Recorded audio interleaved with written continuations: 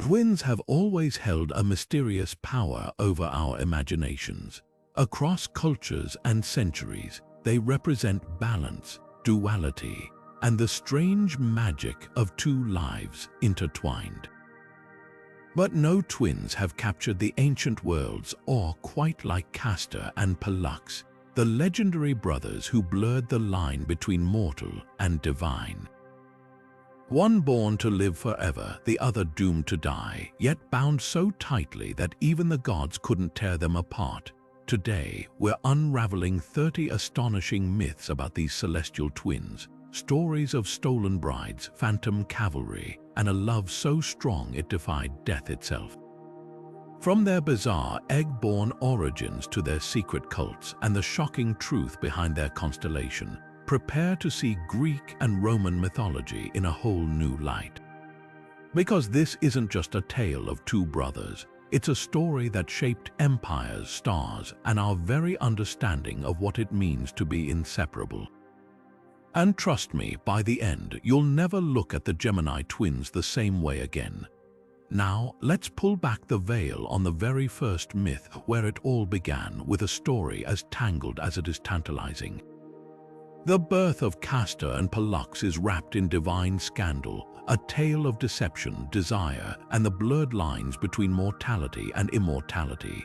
Picture this: Leda, queen of Sparta, encounters a swan by the river. But this isn't just any bird. This is Zeus, king of the gods, disguised in feathers to seduce her. The details vary. Some say he was fleeing an eagle, others claim it was pure trickery, but the outcome is the same. That same night, Leda also lay with her mortal husband, King Tyndarus. 9 months later, she gives birth to not one, but 2 sets of twins, Helen and Clytemnestra from the mortal union, and Castor and Pollux from the divine. Here's where things get messy. Ancient sources can't agree was Pollux the only child of Zeus, or were both brothers divinely conceived. Some versions insist Pollux was Zeus's son, gifted with immortality, while Castor, Tyndarus's boy, was doomed to a mortal life. Others argue both were fathered by Zeus, their split fates decided later. This isn't just a quibble over family trees, it's the core of their myth. That fundamental imbalance, one brother bound to the earth, the other to the heavens, is what fuels their entire saga. The swan seduction wasn't just poetic drama, it echoed real-world anxieties. For ancient Greeks, divinity wasn't just about power, it was about legacy. Who gets to live forever, who gets left behind? The twins' split heritage forced them to navigate both worlds, heroes to mortals but never quite equals to the gods. And that tension between the fleeting and the eternal would define their every adventure. Consider the symbolism. The swan, often a symbol of transformation, becomes Zeus's mask. It's no accident that a creature associated with grace and duality hides the god's true form. Even their conception mirrors their future. The twins would spend their lives shifting between roles, warriors one moment, saviors the next, never fully at home in either realm. So why does this myth endure? Because it's more than a divine soap opera. It's about the ache of unequal bonds, what happens when love defies the natural order. Castor and Pollux's story begins with a lie, a god's whim, but it becomes something far richer, a testament to the lengths we'll go to bridge the gaps between us, even when the universe itself tries to keep us apart.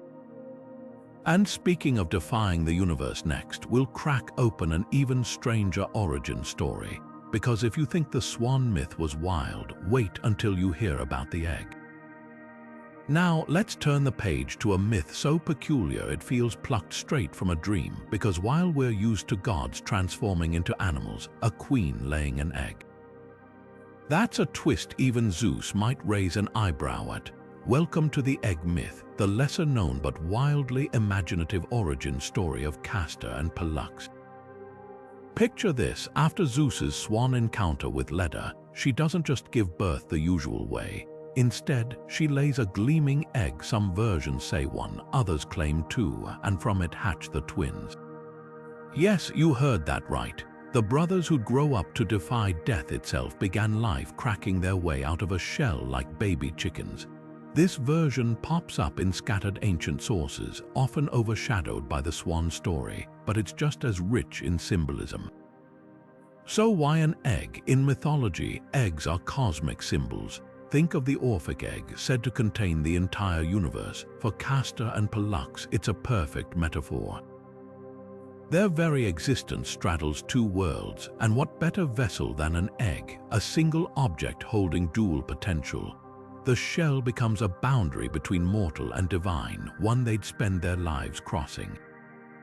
Artists adored this imagery. Ancient vase paintings show Leda cradling the egg, sometimes with tiny figures of the twins peeking out. Roman mosaics depict the egg cracked open, its halves cradling stars, a nod to their future as the Gemini constellation. Even Renaissance painters couldn't resist. In a Florentine fresco, Leda stands serene, the egg at her feet, while the twins and their sisters emerge as if stepping from a divine cocoon. But here's where it gets fascinating. Regional variations twist the tale further. In Sparta, where the twins were worshipped as protectors, some traditions claimed the egg fell from the moon, linking them to celestial magic. Meanwhile, Athenian poets sniped that the egg was just a cover for Leda's shame, a way to soften the scandal of Zeus's affair. And on Cyprus, locals swore the eggshell was kept in a temple there, displayed like a holy relic. What's the takeaway? Myths aren't static. They shift to fit the fears and pride of the people telling them. The egg story, bizarre as it seems, underscores a universal truth about these twins. Their origins were never tidy. Whether hatched or born, divine or mortal, their myth revels in contradictions, just like the brothers themselves. And speaking of contradictions, our next myth takes us from the nursery to the battlefield, where the twins cement their role as Sparta's legendary defenders. Because once they outgrew their shells, their real adventures began. Now, let's shift from the mystical to the martial, where the twins' legend takes root in the blood and iron of Sparta. If there's one place that embraced Castor and Pollux as more than just myths, it was this warrior kingdom. Here, the brothers weren't just stories, they were divine patrons, woven into the very fabric of Spartan identity. Sparta's obsession with military excellence made the twins a perfect fit. Think about it, Castor, the mortal horseman, and Pollux, the immortal boxer, embodied the dual pillars of Spartan training, cavalry and combat. Their myths mirrored Sparta's values so closely that they became symbols of the city's unbreakable spirit. Temples dedicated to the Dioscuri, as they were known in Sparta, dotted the region, and soldiers prayed to them before battle, believing the twins would ride alongside them. But their connection to Sparta wasn't just symbolic. Take the Battle of Aegospotami, the naval clash that sealed Sparta's victory over Athens in the Peloponnesian War. Ancient historians like Xenophon describe a chilling moment. As the Spartan fleet prepared to attack, two glowing stars, interpreted as Castor and Pollux, appeared above the ships. It was seen as a divine omen, a sign the twins were lending their power to Sparta. The result, a crushing Athenian defeat that reshaped Greek history. Whether you believe in divine intervention or not, the psychological impact was real. Imagine being an Athenian sailor, seeing those lights in the sky, knowing Sparta's gods were watching. Sparta's reverence went beyond the battlefield. The twins were central to rituals like the Theoxenia, a feast where offerings of food were set out for them, as if they might walk among the living. Their images were carved into amulets worn by soldiers, and young Spartans grew up hearing how the twins tested mortals by appearing as travelers, rewarding those who showed hospitality, another nod to Spartan ideals of duty and honor. What's fascinating is how Sparta's dual kingship system mirrored the twins' duality. Two kings ruling side by side, just as Castor and Pollux shared their existence between heaven and earth. Coincidence? Unlikely.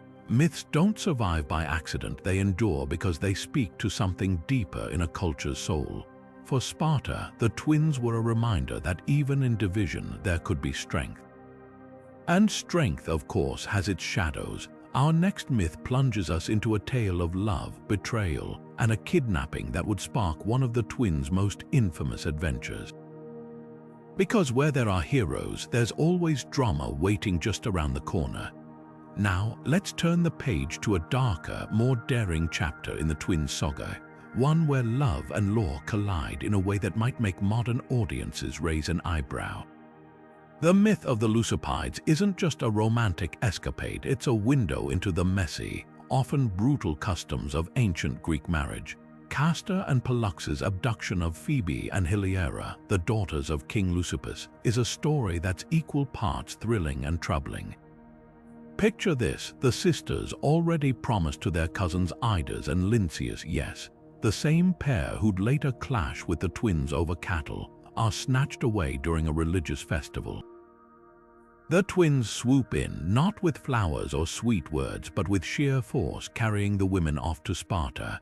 What follows isn't just a scandal, it's a seismic shift in alliances.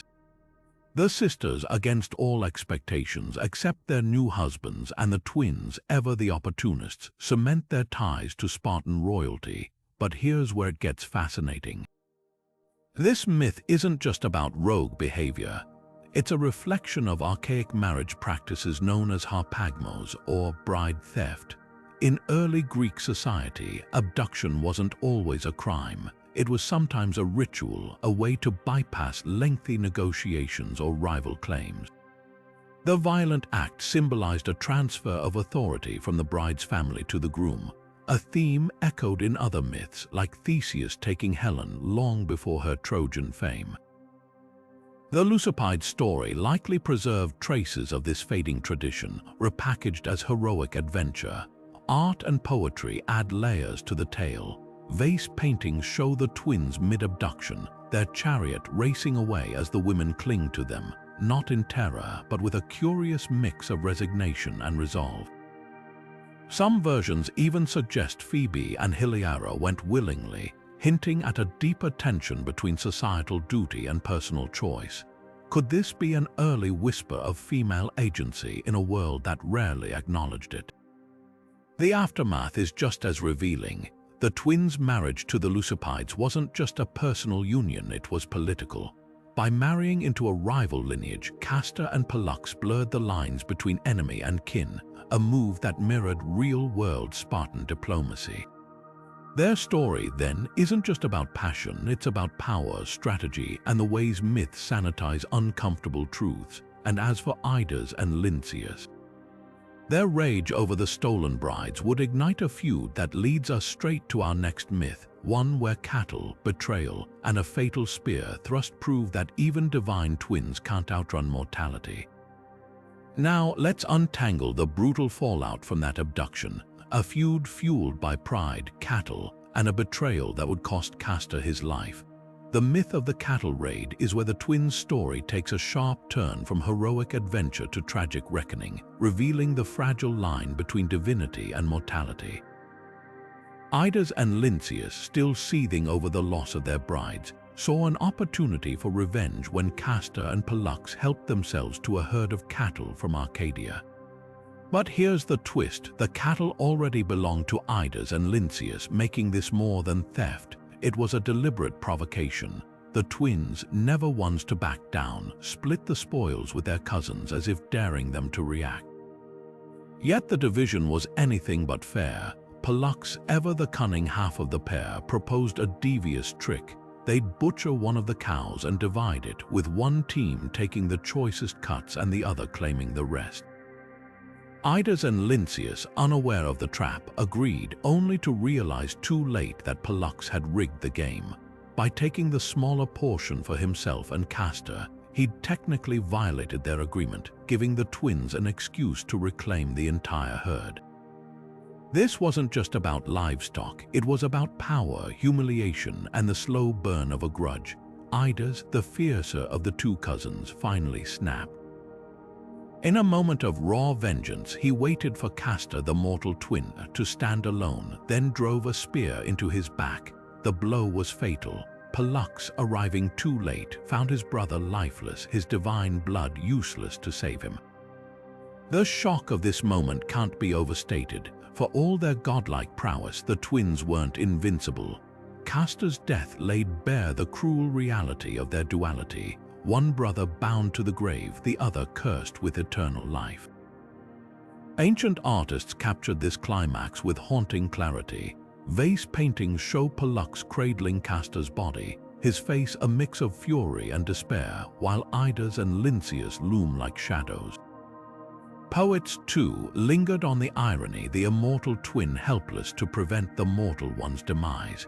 But the deepest layer of this myth lies in its cultural echoes. Cattle raids were a cornerstone of early Greek heroics, a test of wit and strength. Yet here, the stakes are higher, the consequences more personal. This isn't just a property dispute, it's the unraveling of a family, a collision of pride and fate.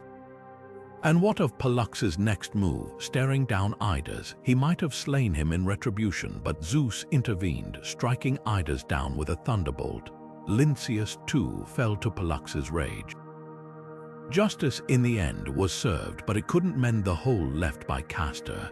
This loss would force Pollux to make an unthinkable choice, one that reshaped their legend forever.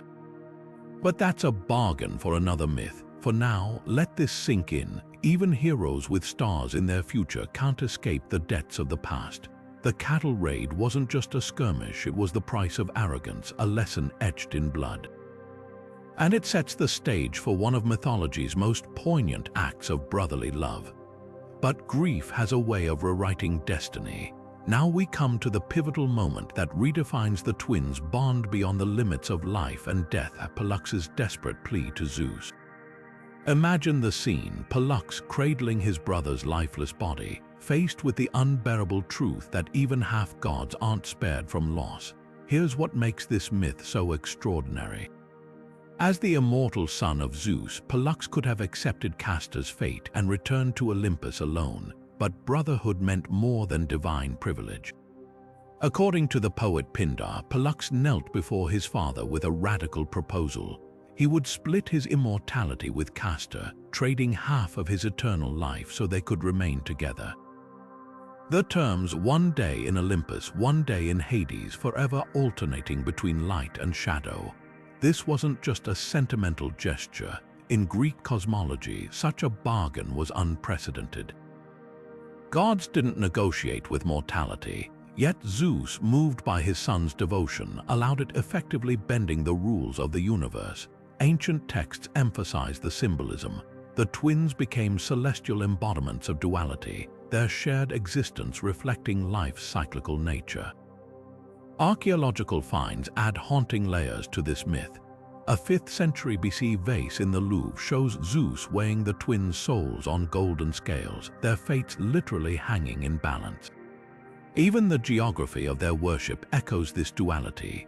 Spartans built shrines where one pillar represented Castor the mortal and another Pollux the divine, yet offerings were always made to both as a single unit. But the real brilliance of this myth lies in its psychological depth. Unlike most heroic tales where death is final, Pollux's choice introduces a profound question. What is immortality worth if you can't share it with those you love? Their alternating afterlife isn't a perfect solution, it's a bittersweet compromise that forces them to endure perpetual separation and reunion. Modern scholars see this as Greek mythology's meditation on grief. The twins' cycle mirrors how loss ebbs and flows. Some days we dwell in darkness, Hades; others we find moments of light, Olympus. Even their constellation, Gemini, mirrors this duality, two stars of nearly equal brightness, forever linked yet never fully united. And here's a detail often overlooked. Their bargain didn't just save Castor, it elevated him. By sharing divinity, Pollux erased the hierarchy between them. No longer was one brother lesser for being mortal. In death, they became truly equal. That's the untold power of this myth. It's not about sacrifice, but transformation. The twins didn't conquer death, they redefined what it means to endure beyond it, which brings us to their next chapter, written not in blood or tears, but in stars. Because when the gods finished weaving this tale, they cast it across the night sky for all eternity. Now, as we shift our gaze upward, the story of Castor and Pollux takes flight, literally. The night sky becomes their eternal stage where their bond is etched in starlight. Among the constellations, Gemini stands out not just for its brightness, but for the profound mythology woven into its celestial fabric. The twins' transformation into the constellation Gemini wasn't merely a poetic ending, it was a cosmic acknowledgement of their duality. Ancient astronomers saw their story mirrored in the heavens. The two brightest stars, Castor and Pollux, shine nearly side by side, their light reaching Earth from vastly different distances. Pollux, the closer star, burns with a warm orange glow, while Castor is actually a complex system of 6 stars locked in a gravitational dance. This celestial reality echoes their myth, one brother seemingly singular, the other a composite of complexities. But here's what many don't realize: Gemini wasn't just a pretty myth for starry nights. It was a practical tool. Phoenician and Greek sailors navigated by these stars, calling them the twins for their reliable appearance. When both stars were visible, calm seas were likely ahead. If only one twin shone through the clouds, storms were coming. This wasn't superstition, it was early meteorology. The twins became divine lighthouses, guiding ships safely home just as they'd once rescued sailors by calming waves in their mortal lives. Archaeology confirms how deeply this constellation was revered. A Babylonian star catalogue from the 7th century BC lists Gemini as the Great Twins, tied to their own mythic pair. Even more telling, Roman coins minted for sea voyages often bore the twins' images, as if their celestial forms could ward off disaster. Their stars marked the summer solstice in ancient times, a period associated with duality, longest day, shortest night, further rooting them as symbols of balance. The scientific and mythological blend here is striking. Gemini's stars align almost perfectly with the ecliptic, the sun's path across the sky. This made them critical for ancient calendars. Farmers planted crops when Gemini rose at dawn, and Mesopotamian priests used their position to predict floods. Their light literally shaped civilizations. Yet the constellation's deepest power lies in its storytelling. Unlike other myths frozen in art or text, Gemini remains alive, visible to anyone who looks up. Every winter, the twins reappear, reminding us that some bonds defy even celestial cycles. Their stars may be light years apart in reality, but to human eyes they're inseparable. Just like the myth intended, and this celestial chapter wasn't their final act. For the ancients, the stars were just the beginning, because Castor and Pollux had one more miracle left to give, one that would turn stormy seas into pathways of salvation. But that's a story for another night. From the stars above to the waves below, the divine influence of Castor and Pollux reached far beyond the heavens. Their legend took on a life of its own among those who braved the unpredictable sea, where their presence wasn't just a myth, it was a lifeline. Sailors across the ancient Mediterranean swore by the twins' protection, believing that in moments of peril, these brothers could tame the very storms themselves. The connection between Castor and Pollux and seafaring wasn't just symbolic. It was rooted in a phenomenon as eerie as it was awe-inspiring: St. Elmo's fire. This electrical discharge, often seen flickering on ship masts during storms, became known among Greek and Roman sailors as twin flames. They interpreted these ghostly blue lights as the physical manifestation of the twins, a sign that they'd arrived to calm the tempest. Historical accounts from as early as the 4th century BC describe terrified crews falling to their knees in relief at the sight, convinced the twins had answered their prayers. But why did sailors place such faith in these particular gods? The answer lies in their mythic resume. Before becoming constellations, Castor and Pollux were already linked to the sea through their adventures with the Argonauts. Ancient texts credit them with using their divine gifts to quell storms during Jason's voyage, making them natural candidates for maritime guardians. Temples dedicated to the twins frequently appeared in port cities, their altars littered with votive offerings, tiny clay ships left by grateful sailors who'd survived rough passages. Archaeology backs up these tales. A 1st century CE shipwreck off the coast of Italy yielded an amulet engraved with the twins' images, likely worn by a superstitious captain. Even Julius Caesar, no stranger to naval warfare, reportedly carried their likeness into battle at sea. The twins' cult spread so widely that Phoenician traders, usually devoted to their own gods, adopted them as protectors during Greek-dominated trade routes. The science behind St. Elmo's fire only deepened the mystery. This luminous plasma occurs when atmospheric electricity interacts with pointed objects like ship masts, yet ancient observers had no way of knowing that. To them, the timing felt miraculous. The flames often appeared as storms began to fade, reinforcing the idea that the twins were actively subduing the chaos. Mariners developed elaborate rituals to honor them, from pouring wine offerings overboard to carving their symbols into hulls. Perhaps most telling is how this myth crossed cultures without losing its power. Roman sailors referred to the twins as the Dioscuri, while Etruscan artifacts show them riding dolphins, another nod to their maritime role. Even early Christian sailors, reluctant to abandon old superstitions, quietly kept charms of the twins hidden aboard ships. Their legacy endured because it addressed a universal fear, the terror of being at the mercy of nature, with a comforting answer: "You're not alone out here."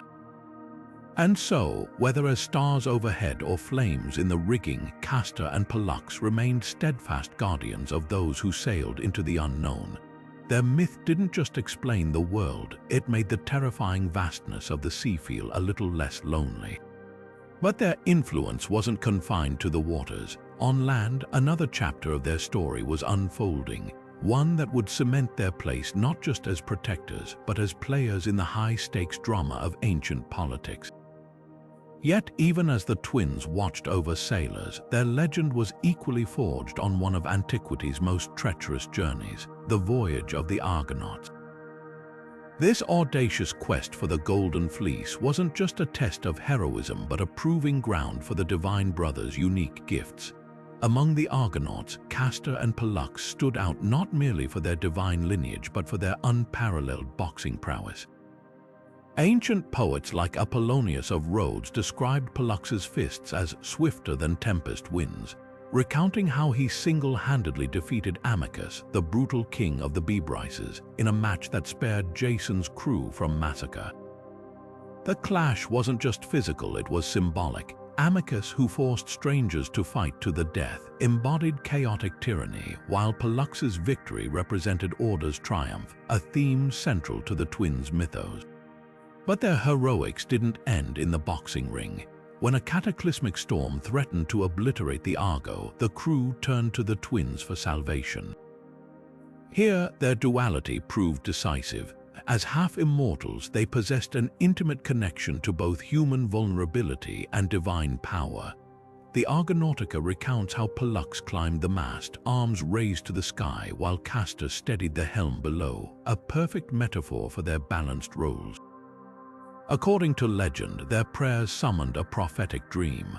A gleaming eagle circled the ship 3 times before vanishing eastward, signaling the storm's end. The crew, interpreting this as Zeus' favor through his sons, survived to reach Colchis. This episode reveals a fascinating layer of their mythology. Unlike other heroes reliant on strength or wit alone, the twins' power stemmed from their synergy. Pollux's divine blood granted access to celestial omens, while Castor's mortal expertise in navigation made those visions actionable.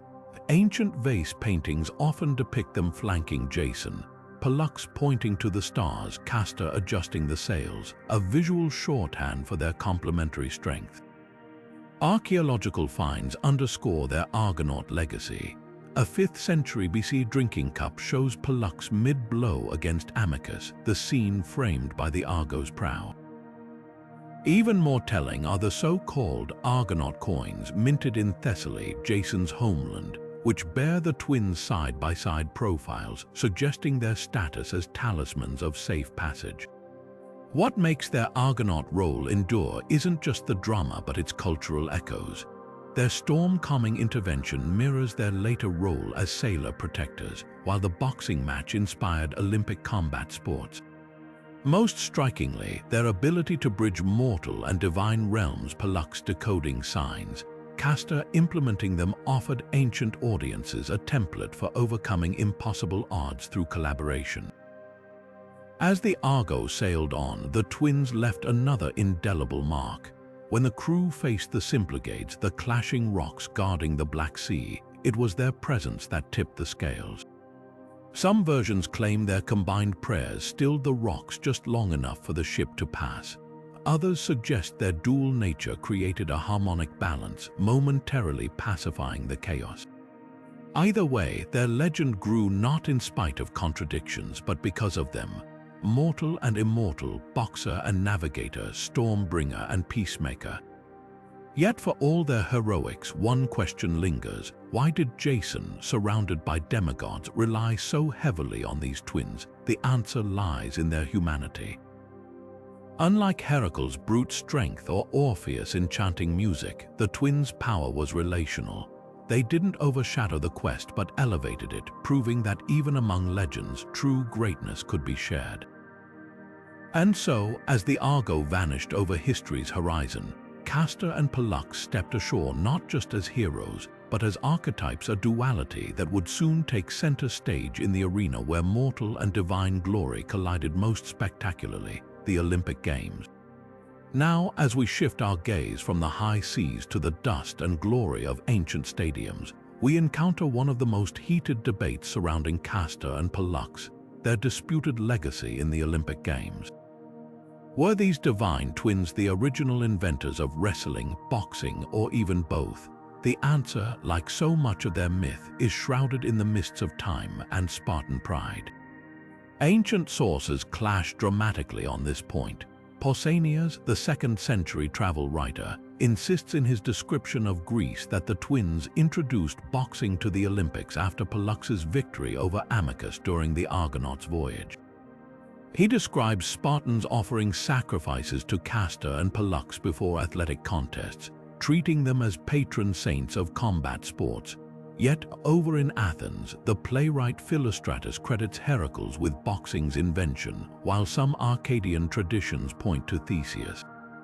So why the confusion? The heart of the controversy lies in Sparta's obsession with claiming the twins as their own. As Sparta's divine patrons, Castor and Pollux were tightly woven into the city's identity. Their alleged Olympic innovations weren't just about sports, they were propaganda. By asserting that Sparta's gods had gifted these disciplines to humanity, the Spartans framed their athletic dominance as divinely ordained.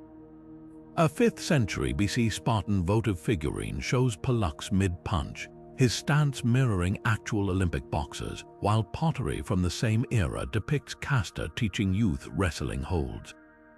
These weren't neutral artworks, they were political statements, but archaeology adds a twist. While Spartan artifacts heavily associate the twins with boxing, older Mycenaean seals found in Crete show wrestlers flanked by twin figures, possibly proto-Dioscuri, suggesting the link to wrestling predates Sparta's rise. Even more compelling is a Corinthian helmet from Olympia itself, engraved with the twins' names alongside a list of wrestling victors. This implies that by the 6th century BC, athletes already invoked them for both sports. The duality of their roles here is fascinating. Boxing, with its reliance on raw power and divine inspiration, Pollux's realm, contrasts with wrestling's emphasis on technique and strategy, Castor's domain. Just as they balanced mortality and immortality, the twins may have embodied two sides of athletic excellence, instinct and discipline. The Spartans, ever pragmatic, likely promoted both claims to cover their bases. After all, why choose when you can claim double glory? Modern scholars remain divided. Some, like historian Nigel Crowther, argue the twins' Olympic connection was a later Spartan invention to rival Athens' Theseus myths. Others point to the Indo-European tradition of divine twins overseeing contests. Think of the Vedic Ashvins as evidence of deeper roots. Either way, the debate itself reveals how antiquity repurposed myths to serve contemporary rivalries. One thing is certain: by the Roman era, the twins were firmly entrenched in Olympic lore. An inscription from the 2nd century CE praises a boxer for fighting with the strength of Pollux and the grace of Castor, proving their legacy outlasted Sparta's power. Today, as athletes still swear oaths to the gods before competing, the echo of those divine twins lingers, whether they invented the game's fiercest sports or simply inspired those who did. And so, as the Olympic torch flickers with each new generation, so too does the question: were Castor and Pollux innovators, icons, or something in between? Perhaps, like their shared immortality, the truth lies somewhere in the alternation between history's hard facts and mythology's boundless imagination. Now, let us ride into the fog of war, where history and legend blur into something truly uncanny. Few myths capture the eerie presence of Castor and Pollux quite like their spectral appearances on the battlefields of ancient Rome. These weren't just stories whispered in temples, they were events reportedly witnessed by thousands, events so compelling they reshaped Roman religion itself. Take the Battle of Lake Regillus in the early 5th century BCE, a showdown between Rome and the Latin League. According to Roman historians like Livy, the tide turned when two mysteriously youthful horsemen, clad in purple-edged cloaks and riding snow-white steeds, charged into the fray. They fought with superhuman skill, driving back the enemy before vanishing without a trace. Later that same day, back in Rome, these same figures were said to have watered their horses at the sacred spring of Juturna in the Forum, where they announced the Roman victory to a stunned crowd, then dissolved into thin air. The Romans immediately recognized them. Castor and Pollux, the Dioscuri, had taken sides. But why would Greek demigods intervene for Rome? The answer lies in the cultural melting pot of the ancient Mediterranean. As Rome absorbed Greek influences, the twins' cult transformed. No longer just Spartan heroes, they became the Dioscuri, divine protectors of the Roman state. A temple rose in their honor at the spot of their apparition, its ruins still visible today near the Forum's sacred spring. Every year on July 15th, the Roman cavalry paraded past it in the Transvectio Equitum, a spectacle reinforcing the twins' role as military saviors. What makes these phantom cavalry tales so chilling is their consistency across centuries. During the Punic Wars, terrified Carthaginian soldiers reported seeing twin horsemen leading Roman charges at critical moments. In the social war of the 1st century BC, the rebel general Papius Mutilus allegedly fled the field after spotting the Dioscuri fighting for Rome. Even the pragmatic Julius Caesar, hardly a man given to superstition, invoked their aid before crossing the Rubicon. By then, the twins had become more than myth, they were psychological warfare, a weaponized legend that unnerved enemies as much as it inspired Romans. Archaeology adds tangible weight to these stories. A denarius minted by the gens Postumia around 74 BC shows the twins galloping, their caps starred like their constellation. More telling are the votive offerings found at Lake Regillus: miniature bronze horses and cavalry helmets left by soldiers who clearly believed in what they'd seen. Even the layout of Rome's Dioscuri temple reinforced the connection. Its podium was intentionally built high, so the statues of the twins could gaze down on the Forum like sentinels. Modern scholars offer intriguing theories about these apparitions. Some suggest elite Roman cavalry units impersonated the twins to boost morale, donning distinctive gear before key charges. Others point to natural phenomena, St. Elmo's fire, perhaps misinterpreted as divine intervention, but the psychological impact is undeniable. In a world where gods were thought to walk among men, the Dioscuri's interventions blurred the line between miracle and propaganda. The Roman cult of the Dioscuri thrived precisely because it served dual purposes. For the state, it legitimized military campaigns as divinely sanctioned. For ordinary citizens, it offered comfort that supernatural guardians watched over Rome. This duality mirrors the twins' own mythic nature, both mortal and immortal, Greek and Roman, tangible and ephemeral. By the time Christianity eclipsed pagan beliefs, the phantom cavalry had galloped into legend. Yet their legacy endures. In medieval Europe, reports of ghostly twin knights aiding crusaders echoed the old Roman tales. Even today, the idea of supernatural rescuers appearing at the 11th hour persists in our collective imagination, proof that Castor and Pollux's most haunting myth still rides on. So were these apparitions mass hallucinations, elaborate ruses, or genuine divine interventions? Like so much of the twin story, the answer may lie in the eye of the beholder. What matters is that for centuries, men went to war believing the Dioscuri fought beside them, and that belief, as much as any sword, shaped history.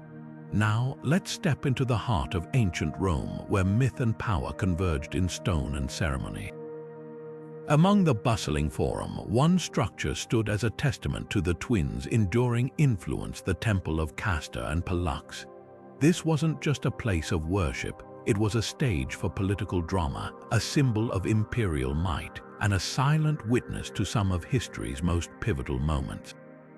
Built in the early 5th century BC to commemorate their apparition at Lake Regillus, the temple became a cornerstone of Roman civic life. Its ruins still loom over the forum today, 3 towering columns hinting at its former grandeur. Imagine marble floors polished by centuries of footsteps, gilded statues of the twins gazing down, and the scent of incense mingling with the murmur of senators plotting below. This was no ordinary shrine, it was a political nerve center. The temple's steps served as an impromptu podium for Rome's elite. Here, generals boasted of victories, orators swayed crowds, and reformers rallied support.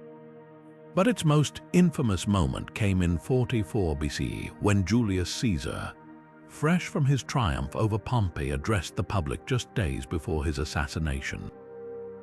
Historians like Suetonius describe how he dismissed a warning about the Ides of March, only to be struck down soon after. The irony is palpable. The man who sought to embody divine favor met his end near the twins' sanctuary, a grim reminder that even the mightiest were subject to fate. Beyond its political theater, the temple was a marvel of engineering. Its podium, rising nearly 7 meters high, wasn't just for grandeur, it elevated the twins' cult statues to loom over the forum, reinforcing their role as celestial overseers. Inside, the cella housed treasures like captured enemy standards and a trove of documents, including state treaties. This blend of sacred and secular was deliberate. By tying civic affairs to divine guardianship, Rome's leaders legitimized their authority. Archaeologists have uncovered fascinating details. Fragments of the temple's inscription reveal it was rebuilt multiple times, first by Lucius Caecilius Metellus in the 2nd century BC after a fire, then lavishly restored by Tiberius in the 1st century CE.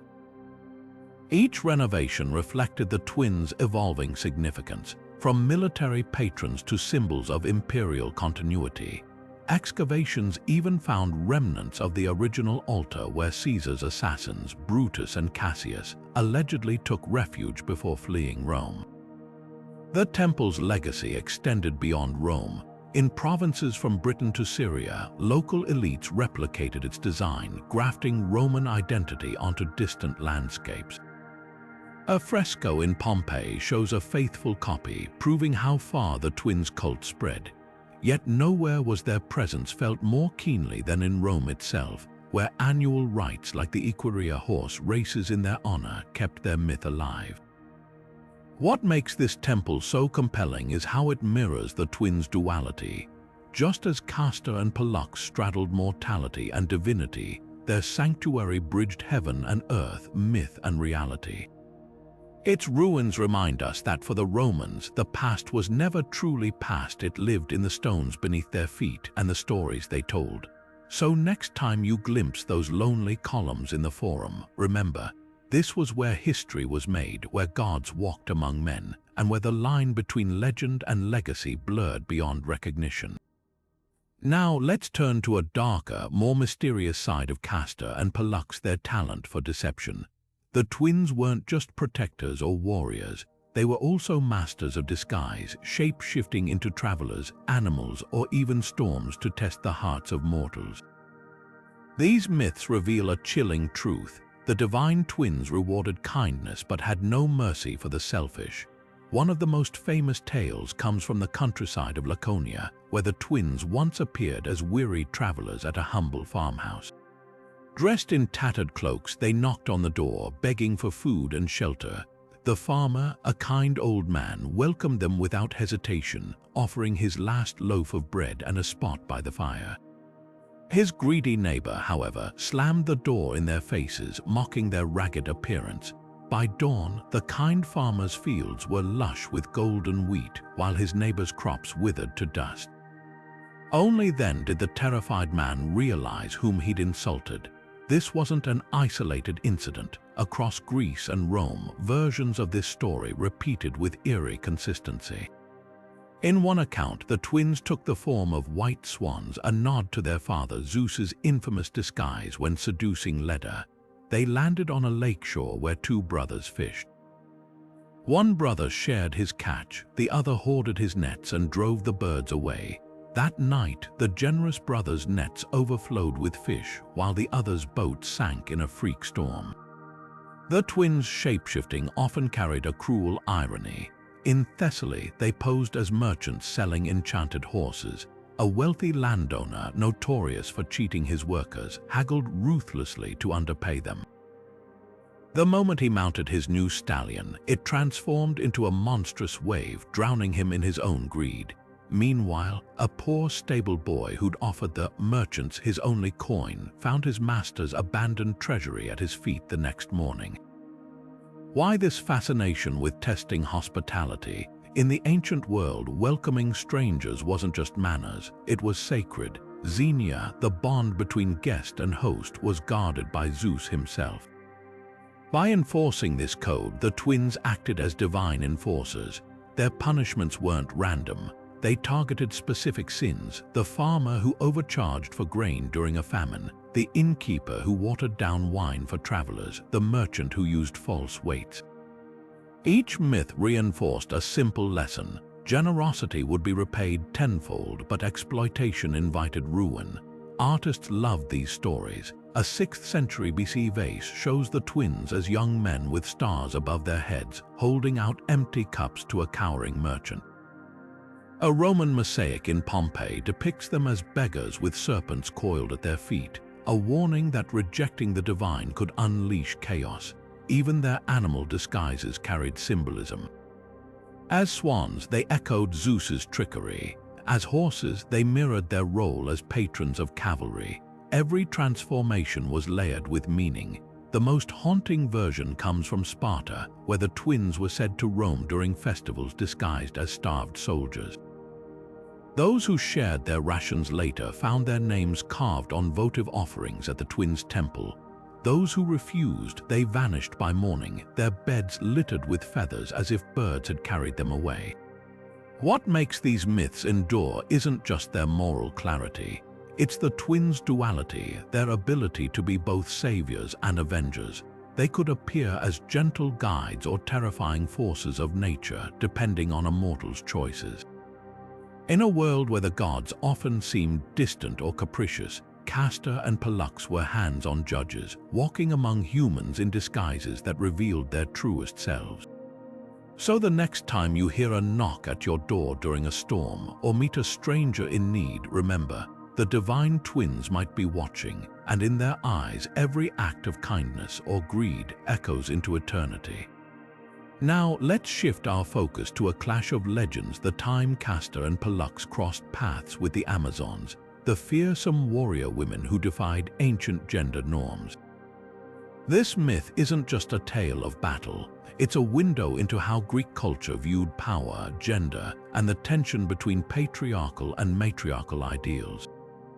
According to fragments from lost epic poems, the twins encountered the Amazons during their travels near the Thermodon River, the legendary homeland of these warrior women. The Amazons, led by their queen, were said to be unmatched in combat, wielding axes and bows with terrifying skill. But when they clashed with Castor and Pollux, the encounter revealed deeper symbolic stakes. The twins, representing Spartan martial prowess and divine favor, were pitted against a society where women held absolute authority, a direct challenge to Greek norms.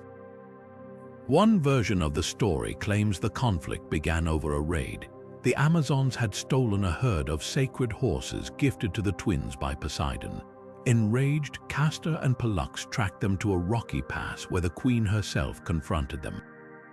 What followed wasn't just a physical fight, but a battle of ideologies. The twins fought with disciplined formation, their movements synchronized as only brothers could be. The Amazons fought with wild, individual ferocity. In the end, the structured tactics of the divine twins prevailed, and the Amazons retreated, though not without leaving scars. Art from antiquity captures this tension. A 5th century BC vase shows Pollux locking spears with an Amazon, her elaborate tattoos contrasting with his Spartan simplicity. Their faces are eerily similar, as if the artist hinted they were mirror images of each other, one upholding tradition, the other defying it. Even their weapons carried meaning. The twins' spears symbolized ordered warfare, blessed by the gods, while the Amazons' axes represented raw, untamed power. Scholars argue this myth reflects Greece's unease with matriarchal societies. The Amazons weren't just enemies, they were cultural boogeymen, a warning of what happened when women stepped outside prescribed roles. By having Castor and Pollux defeat them, the story reinforced a worldview where male-dominated order triumphed over female autonomy. Yet, there's a twist. Some versions insist the twins showed the Amazons rare respect after the battle, even sparing their queen. This nuance suggests the Greeks admired Amazonian strength even as they sought to tame it. The location of the clash matters too. The Thermodon River was in Anatolia, near territories where real-life warrior women like the Scythians thrived. Greek historians like Herodotus blurred fact and myth, describing tribes where women fought alongside men. The twins' victory may have been wishful thinking, a way to symbolically conquer the other that both fascinated and frightened Greek society. What makes this myth endure is its contradictions. The Amazons were villains but also objects of awe. The twins embodied tradition yet occasionally bent it. In the end, their clash wasn't just about who was stronger. It was a story about who got to define strength and why. So the next time you hear of the Amazons, remember they weren't just adversaries. They were the shadow against which heroes like Castor and Pollux defined themselves, a reminder that even myths have layers. Now, let's step into the shadows of immortality, where the divine bargain between Castor and Pollux reveals a cost no one anticipated. Their shared life, split between Olympus and the underworld, wasn't just a gift. It was a paradox that blurred the boundaries of identity, loyalty, and what it truly means to be inseparable. Imagine spending half your existence in radiant sunlight, beloved by the gods, and the other half in silent darkness, a ghost among shadows. That was the reality for Pollux after he begged Zeus to share his immortality with his mortal brother. On the surface, it seemed like the ultimate act of devotion. Castor would rise from the dead, and the twins would never truly part. But dig deeper, and the psychological weight of this arrangement becomes clear. Every morning, one brother awoke in the golden halls of Olympus, while the other dissolved into the gloom of Hades. They were forever together, yet perpetually apart, their bond stretched across realms. Ancient poets like Pindar captured the eerie melancholy of this cycle. In one ode, Pollux describes the moment he returns to Olympus, only to find Castor's absence like a missing limb. Modern twin studies echo this haunting sense of incompleteness. Research shows that identical twins often report feeling a fractured sense of self when separated, as if part of their identity is unnaturally suspended. The twins of myth took this to a supernatural extreme. For Pollux, immortality became a curse of longing, a divine punishment disguised as mercy. Their alternating existence also disrupted the very essence of their legendary teamwork. As Argonauts, they were famed for fighting in perfect sync, their movements so harmonized that enemies couldn't tell where one brother ended and the other began. But how could that unity survive when half their time was spent in opposite worlds? A fragment from a lost play depicts Pollux fumbling in battle, his reflexes dulled by recent days in Hades' haze. It's a startling detail, one that suggests even the gods' gifts came with cracks. The myth resonates eerily with modern cases of twin psychology. Studies of bereaved twins reveal what scientists call the twinless twin syndrome, where the surviving sibling grapples with a loss so profound it alters their personality. Some report feeling half-dead themselves, mirroring Pollux's torment. And just as mortal twins inherit shared memories, Pollux and Castor carried each other's experiences across the threshold of death.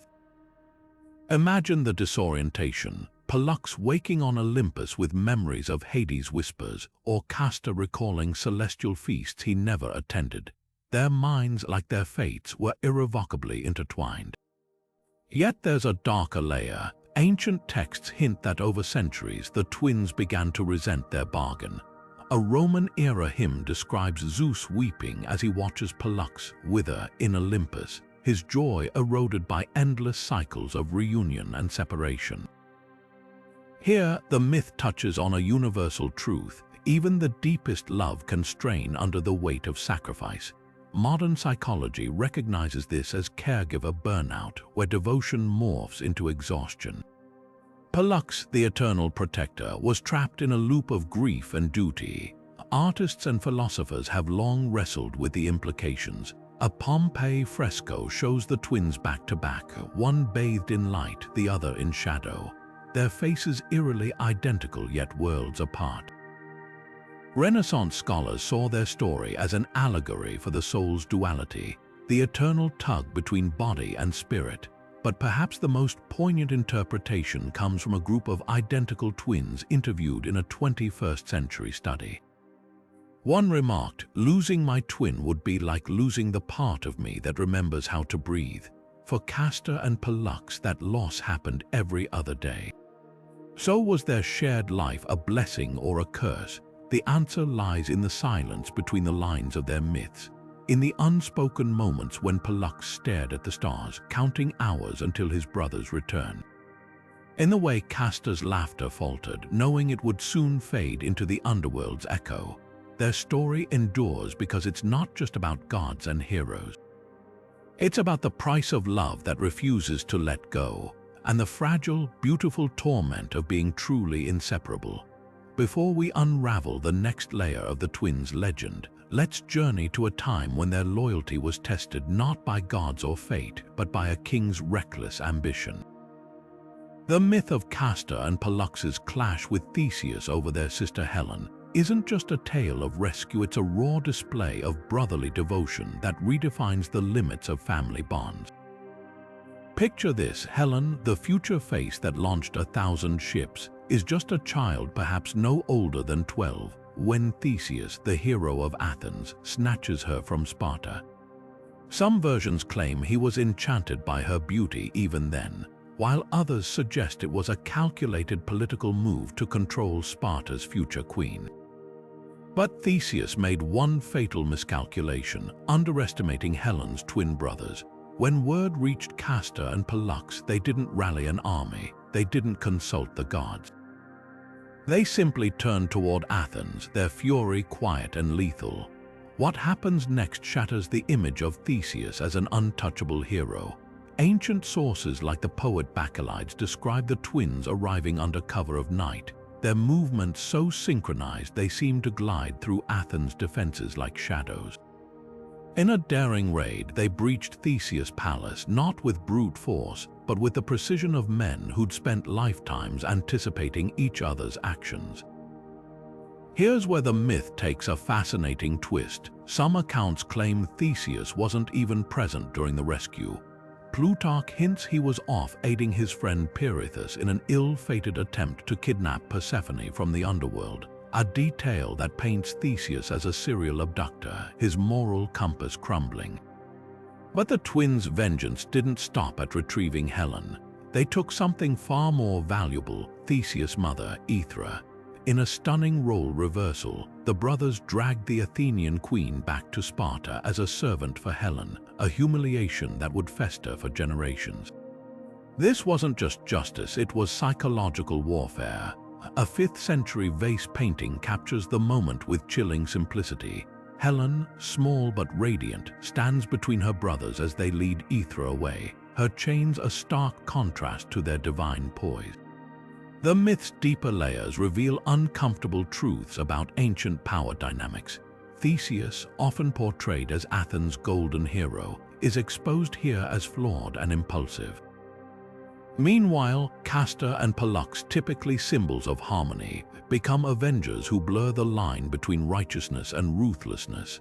A fragment from the lost epic Cypria suggests they didn't merely invade Athens but desecrated its temples, a detail later Athenian scribes may have suppressed to preserve their founder's reputation. What's most striking is how the twins' actions defy their usual roles. As Argonauts, they were team players. As saviors of sailors, they were benevolent. But in this myth, they're unilateral, operating outside the collective. It's a rare glimpse into their private world where loyalty to family trumps all other codes. Modern sibling psychology finds echoes here. Studies show twins often develop a self-contained justice system, prioritizing each other over external rules. The aftermath of the feud rippled through history. Some scholars argue this incident sowed the seeds for Sparta's later distrust of Athens, a tension that would explode in the Peloponnesian War centuries later. Even Theseus' legacy couldn't escape unscathed. Later Athenian writers like Euripides downplayed the abduction, reframing it as a romantic elopement, a clear attempt to rehabilitate their hero. Yet the twins' victory wasn't without irony. In rescuing Helen, they inadvertently set her on the path to becoming the most desired and disastrous woman in Greek mythology. Had Theseus kept her, would Troy have burned? The myth dangles this tantalizing "what if," reminding us that even divine interventions have unintended consequences. This story endures because it strips away the twins' celestial grandeur, showing them at their most human. No shared immortality, no cosmic balance, just two brothers who crossed kingdoms and defied a hero because no one harms their sister. In that sense, their feud with Theseus isn't just a myth. It's a testament to the length siblings will go when family is at stake, a theme as timeless as the stars they'd one day become. Now we turn to a shadowy corner of the twins' legacy, where their myth bleeds into the realm of secret rites and spiritual transformation. While Castor and Pollux were celebrated publicly as protectors of sailors and warriors, there existed underground cults that worshipped them in ways that would have shocked mainstream Greek society. These mystery cults, echoing the ecstatic rituals of Dionysus, offered initiates a chance to embody the twins' duality and achieve a form of divine rebirth. Imagine a torch-lit cave where initiates, draped in white and purple, chant in unison as the boundary between mortal and immortal begins to blur. Unlike the orderly state-sanctioned worship of the Dioscuri, these gatherings thrived on chaos and revelation. A 2nd century inscription from Phrygia describes a ritual where participants drank a sacred potion called the Twins' Cup, inducing visions of alternating light and darkness, a direct mirroring of Castor and Pollux's shared existence between Olympus and the underworld. Archaeological finds in southern Italy reveal terracotta tablets showing the twins flanking a veiled figure, likely a priestess channeling their combined essence. What made these cults radical was their focus on personal transformation rather than communal protection. A fragmentary hymn discovered in Thessaly addresses Pollux as the keyholder of life and Castor as the opener of gates, suggesting initiates believed the twins could guide souls through cycles of death and renewal. This wasn't about winning battles or calming storms. It was about dismantling the self. Some scholars argue these rites borrowed from older Indo-European twin myths, where divine brothers represented opposing forces like day/night or life/death. The most compelling evidence comes from a cursed practice. Inscribed lead tablets from Sicily show worshippers writing pleas to the twins in mirror script, left-handed for Castor, right for Pollux, a tactic meant to harness their complementary powers. One particularly chilling example from Selinus begs the twins to split the soul of an enemy, dividing their psyche as the brothers divided their immortality. This dark application reveals how the cults distorted the twins' benevolent image into something far more ambiguous. Why did this underground version of the Dioscuri flourish? The answer lies in their unique duality. While most Greek gods were static in their domains, Castor and Pollux's alternating existence made them perfect symbols of transformation. A 4th century BC Orphic text describes initiates wearing one black sandal and one white during rites, physically embodying the twins' contrast. Even the structure of the rituals followed their myth. Fasting mortal suffering gave way to feasting divine reunion, replicating the brothers' cyclical journey. The cult's influence lingered long after Greece fell to Rome. Early Christian writer Clement of Alexandria condemned a sect in Corinth that performed unholy unions in the twins' name, likely referring to rituals where initiates paired off to reenact Castor and Pollux's bond. This blurring of spiritual and physical intimacy scandalized authorities but underscores how deeply the twins' myth resonated with those seeking transcendence. Modern psychology might explain the cult's allure. The twins represented a tantalizing paradox: unity and division, mortality and eternity, that mirrored the human psyche's contradictions. Jungian analysts suggest the initiates were essentially integrating their own shadow selves, using the twins as guides. It's no coincidence that these rites peaked during the Hellenistic period, an era of existential anxiety where traditional beliefs were crumbling. Yet the mystery cults left one haunting question unanswered. Did worshippers ever truly bridge the gap between mortal and divine? A fresco in Pompeii's Villa of the Mysteries hints at the cost. It shows a woman kneeling between two figures, one glowing, one shadowed, with an expression neither of triumph nor despair but eerie acceptance. Perhaps the ultimate lesson of these lost rites was that duality isn't something to resolve but to embrace. As the twins themselves proved, some divisions are what make us whole. This hidden chapter of their worship reminds us that even the most polished myths have ragged edges. Beyond the shining constellations and heroic tales, Castor and Pollux were also vessels for humanity's deepest yearning, to touch the divine and return transformed. Their mystery cults may have faded, but their legacy endures wherever we seek meaning in life's contradictions. Now let's journey beyond Greece and Rome to uncover how the Etruscans saw these legendary twins through an entirely different lens. While the Greeks celebrated Castor and Pollux as heroic brothers balancing mortality and divinity, the Etruscans transformed them into something more elemental, living embodiments of night and day. This interpretation reveals just how fluid ancient mythologies could be across cultures. In Etruria, the twins were known as Tinas Clinia, literally sons of tin, referring to their connection to Jupiter. But here, their duality took on cosmic significance. Bronze mirrors and engraved gems from the 6th century BC show them framing the dawn and dusk. One brother depicted with a radiant sun disk, the other crowned with a crescent moon. A striking votive plaque from Servitory shows them flanking the goddess of dawn, their chariot wheels morphing into solar and lunar symbols. These weren't just warriors anymore. They became the celestial clockwork itself. What makes the Etruscan version fascinating is how it inverted Greek traditions. While Spartans emphasized the twins' military prowess, Etruscan art often shows them unarmed, wearing intricate patterned robes resembling star charts. The famed Pyrgi tablets, gold plaques from a temple near modern-day Rome, describe rituals where priests invoked them at precise times, Castor at midnight, Pollux at noon. This rigid scheduling suggests they were seen as keepers of time's rhythm rather than random miracle workers. Their iconography held surprises too.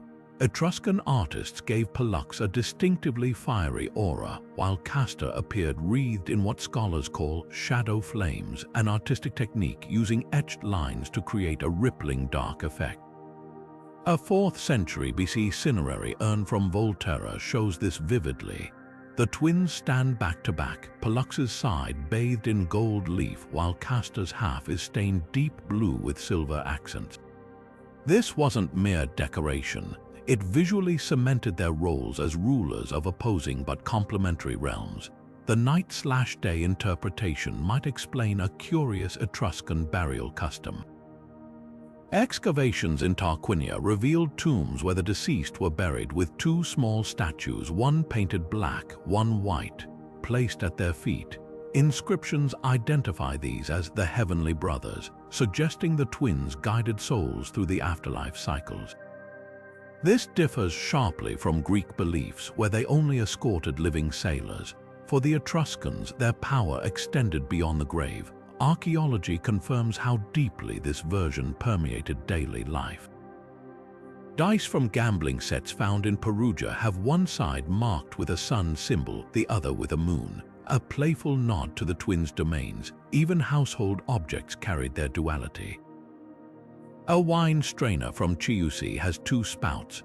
One decorated with solar rays flows freely, while the moon-adorned side has a filter, perhaps symbolizing the twins' different purities as immortal and mortal. Why did the Etruscans reimagine them this way? The answer lies in their unique worldview. Unlike the Greeks, who saw gods as distinct personalities, Etruscans viewed divinities as forces manifesting through natural phenomena. The twins became perfect vessels for expressing life's fundamental rhythms.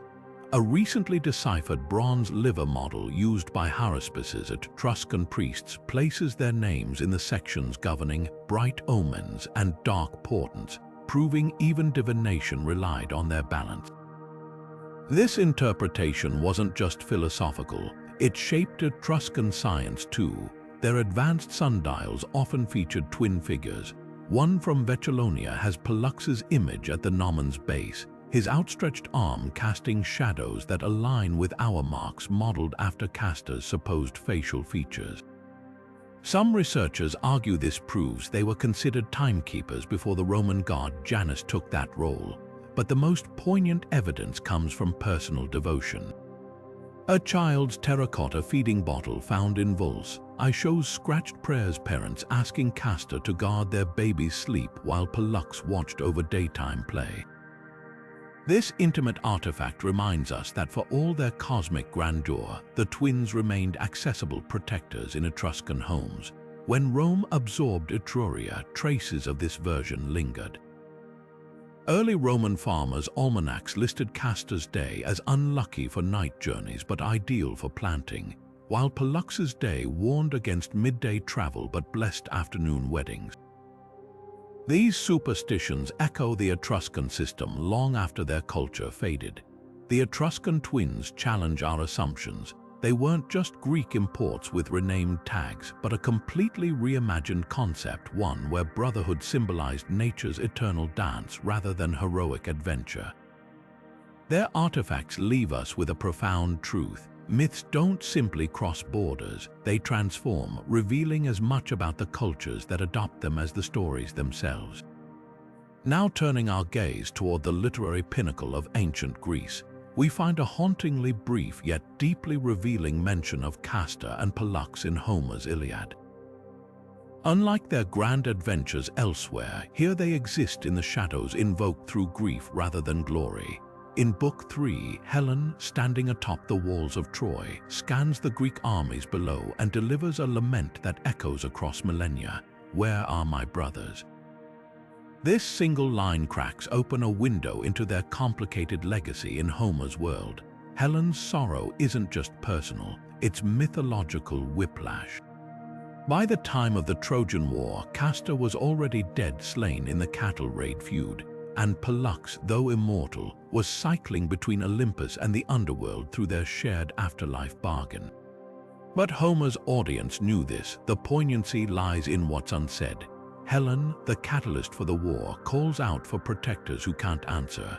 The twins' absence underscores her isolation, framing her as both queen and captive. Scholars debate why Homer sidelines them. Some argue their Spartan ties made them awkward figures in a tale glorifying Trojan allies like Hector. Others note the Iliad's theme of mortal fragility. Immortals here are fickle, and even Pollux's divinity is muted. But their ghostly presence is deliberate. When Helen weaves a tapestry depicting their battles earlier in the book, it's a silent nod to their mythic weight just offstage. The Odyssey offers another clue. In Book 11, Odysseus encounters Castor and Pollux in the underworld during his Nicaea. They're described as earth-grasping mortals despite Pollux's immortality, a jarring detail. This isn't inconsistency, it highlights how their duality defies epic conventions. Heroes like Achilles get clear fates, but the twins slip between categories, leaving even Homer struggling to box them in. Their minimal but charged appearances reveal much about Greek heroism.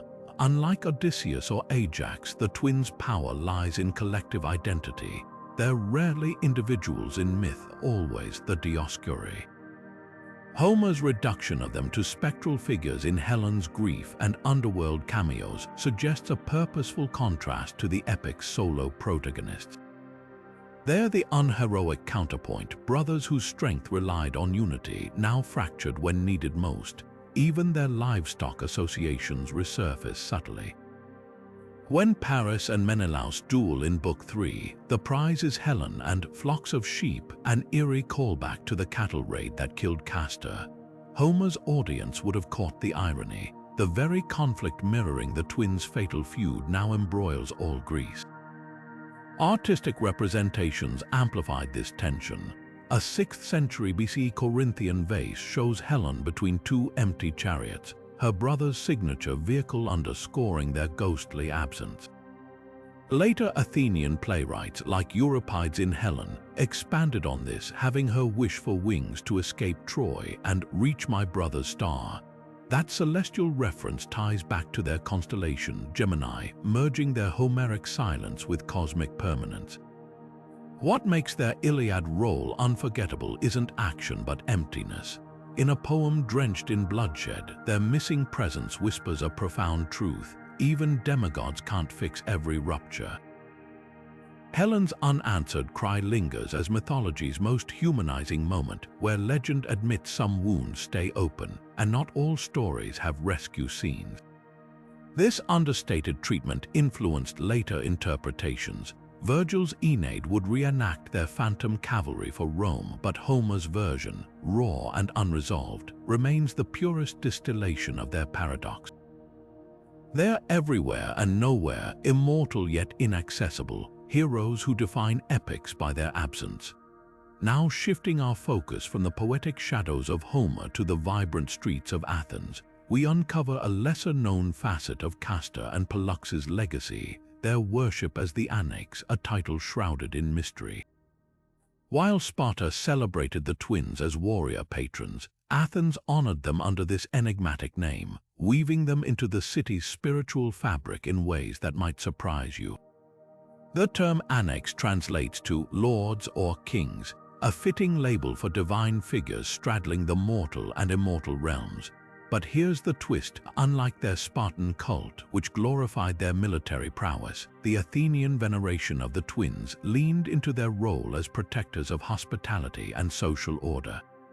This reflects a fascinating cultural divide. Sparta admired their brute strength, while Athens emphasized their diplomatic, almost aristocratic aura. Central to this Athenian connection was the Anakeia, a festival so obscure that even ancient sources only offer fragments of clues. Held in their honor, the festival likely involved rituals blending feasting, chariot races, and nocturnal ceremonies. Imagine torchlit processions through the agora, where offerings were made to the twins as guardians of communal harmony. Some scholars suggest the Anachaea mirrored Sparta's Dioscuria, but with a distinctly Athenian flair, less about war, more about unity and civic pride. Why would Athens, a city with its own rich pantheon, embrace these Spartan-linked twins? The answer lies in politics and adaptability. By the 5th century BCE, Athens and Sparta were rivals, yet the twins' cult transcended borders. The Athenians may have reframed them as symbols of pan-Hellenic unity, especially during tensions with Persia. There's also evidence their worship was tied to the Genos aristocratic clans of Athens, who claimed descent from the twins, an early example of myth being co-opted for prestige. Archaeological crumbs hint at their Athenian presence.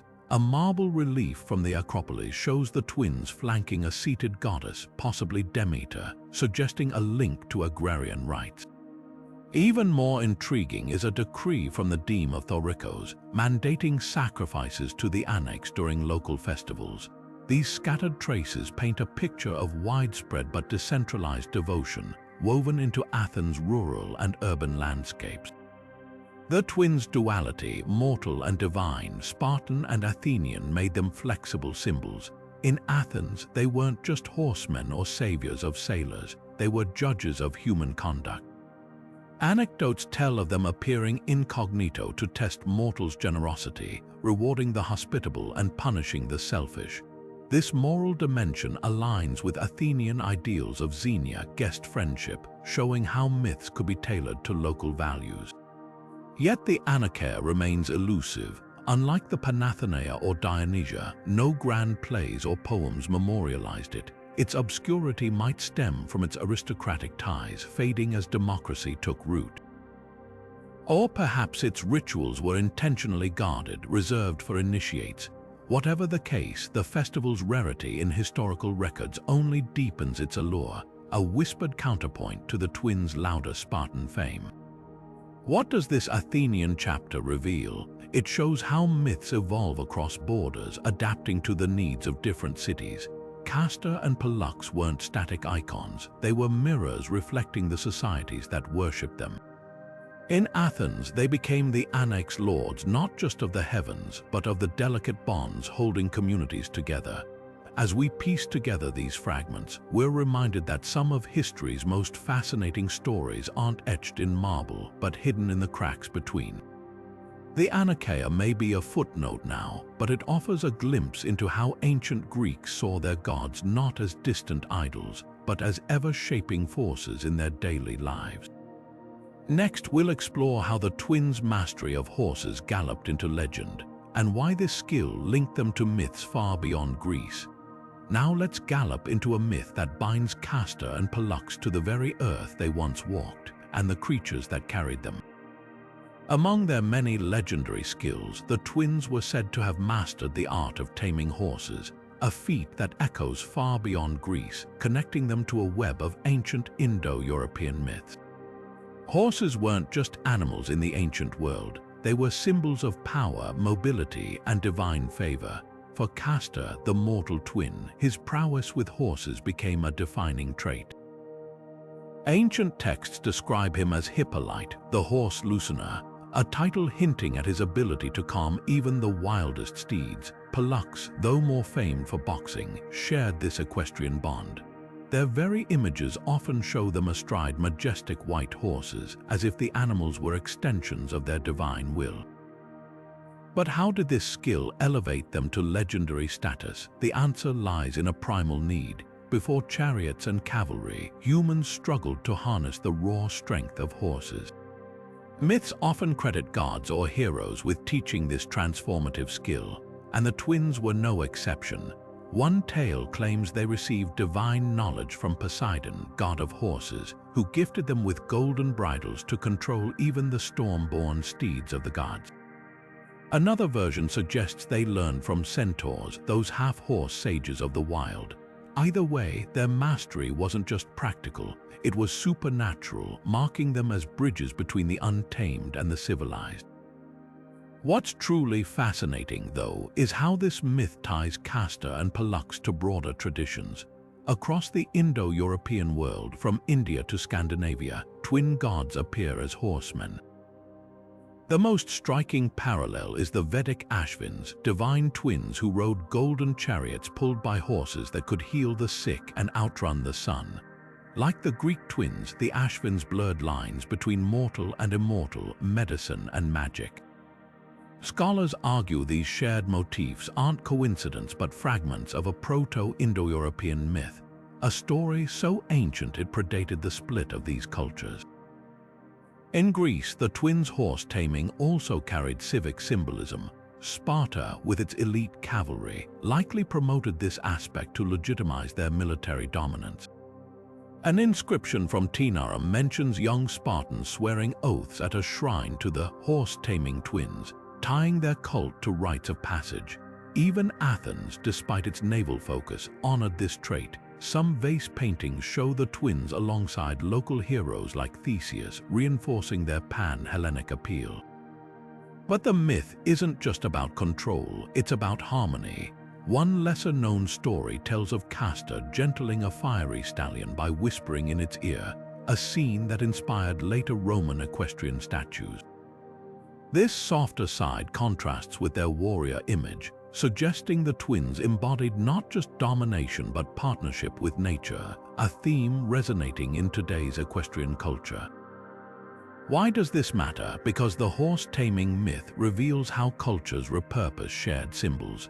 The twins' connection to horses wasn't just a local quirk, it was a thread in a vast tapestry of belief, linking Greek pastures to Indian rivers. Next time you see the constellation Gemini, remember, it's not just two stars but two riders forever galloping across the sky, their legacy as unbroken as a stallion's spirit. As we move forward, keep this question in mind. If the twins could tame the wildest horses, what other boundaries between gods and men, or even life and death, might they have crossed? Our next myth dives into the eerie legends of their ghostly chariot races, where the line between the living and the dead grows hauntingly thin. Now let's gallop into the shadows where the tales of Castor and Pollux take a spectral turn. Long after their deaths, the twins refused to fade into quiet legend. Instead, they became the stars of eerie posthumous stories, racing their ghostly chariots across the night sky and the imaginations of ancient storytellers. These haunting tales didn't just entertain, they laid the groundwork for ghost stories we still tell today. Picture this, a moonlit road in the countryside, where travelers swear they've seen two glowing figures hurtling by in a chariot pulled by horses that leave no hoofprints. That's the twins in their most phantom-like form, forever bound to their beloved steeds even in death. These sightings weren't just random ghost stories, they were part of a deeper belief that the divine twins never truly left the mortal world. Some accounts describe them racing along ancient battlefields, their chariots gleaming with an otherworldly light, as if still protecting the lands they cherished in life. What makes these stories so fascinating is how they blend the supernatural with the familiar. The twins' chariot races weren't just eerie, they were eerily specific. Unlike vague apparitions, these ghosts had a purpose: to keep competing, to keep moving, as if their bond transcended even death. One particularly chilling version claims that on certain nights you could hear the crack of a whip and the thunder of hooves, but when you turned to look, there was nothing there. These details, the sound without the source, the glow without the fire, echo in modern ghost lore, from phantom stagecoaches to vanishing hitchhikers. But why chariots? In life, chariots were symbols of status, speed, and divine favor, tools of heroes and kings. In death, they became vessels for the twins' restless spirits, carrying them between worlds. Some scholars suggest these stories reflect ancient beliefs about the afterlife, where the dead weren't just shadows but active, even competitive presences. The image of the twins racing eternally might have comforted the living, implying that even death couldn't sever their connection or dim their glory. The influence of these tales stretches far beyond Greece. Roman poets like Ovid wove them into their works, describing how the twins' chariots could appear suddenly to guide lost sailors, a twist that merged their nautical myths with their ghostly ones. Later, medieval writers borrowed these motifs for stories of nightly phantoms, their armor clanking as they rode through misty forests. Even today, the trope of the restless, racing spirit lingers in everything from folk legends to horror films. Here's the haunting question: were these stories just campfire tales, or did they hold a deeper meaning? For the ancients, the twins' ghostly races might have symbolized the cyclical nature of life and death, how heroes never truly die but transform. Their endless competition mirrored the turning of the seasons or the stars they became, forever in motion. Next, we'll see how this duality between presence and absence, protection and punishment played out in darker myths, where towns that dared to disrespect the twins faced divine wrath unlike any other. The line between blessing and curse, it seems, was as thin as a ghost's whisper. Now let's shift from ghostly chariots to something far more terrifying: the raw, unchecked fury of the divine twins when their sacred spaces were slighted.